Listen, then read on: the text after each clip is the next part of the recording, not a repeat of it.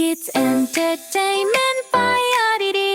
Kids Entertainment by RDD. நீண்ட காலமாக பேசப்பட்டு வரும் விக்ரமாதித்தன் வேதாளம் கதையின் முதல் எபிசோட் குறித்த தகவல்கள் இதோ. பொதுவாக விக்ரமாதித்தன் வேதாளம் கதைகளின் தொடக்கத்தில் வேதாளம் மன்னரிடம் மாட்டுவதற்கு முன்பு நடக்கும் சம்பவங்களே முதல் கதையாக கூறப்படுகிறது.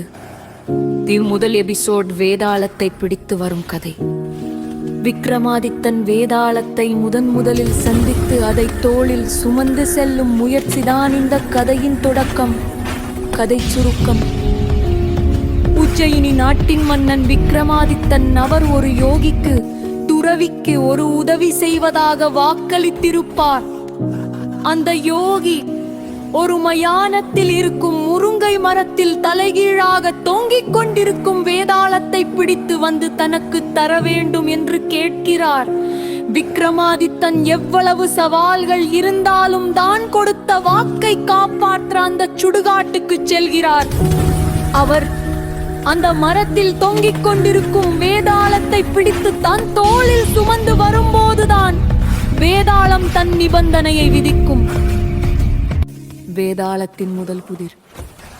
வேதாளம் தோளில் அமர்ந்தவுடன் மன்னன் விக்ரமாதித்தன் வாயை திறக்காமல் வரவேண்டும் என்று நிபந்தனை விதித்து ஒரு கதையை சொல்ல ஆரம்பிக்கும். இந்த கதையின் முடிவில் அது ஒரு புதிரை கிழிக்கும்.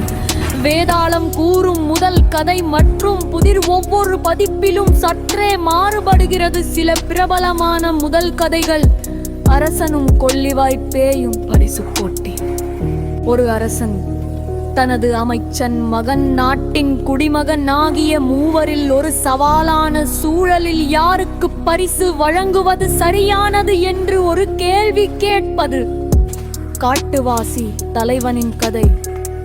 காட்டில் வசித்த இரண்டு நபர்கள், உதாரணமாக வீரபாகு, சுசீலன், ஒருவருக்கொருவர் உதவும் சூழ்நிலையில் யார் செய்த உவது சிறந்தது என்று முடிவெடுக்கச் சொல்வது.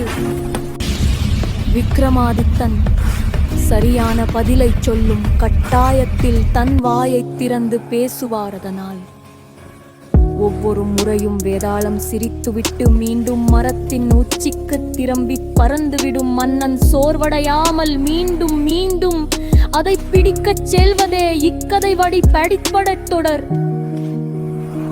நீங்கள் இந்த கதையை படிக்க விரும்பினால் அல்லது கேட்க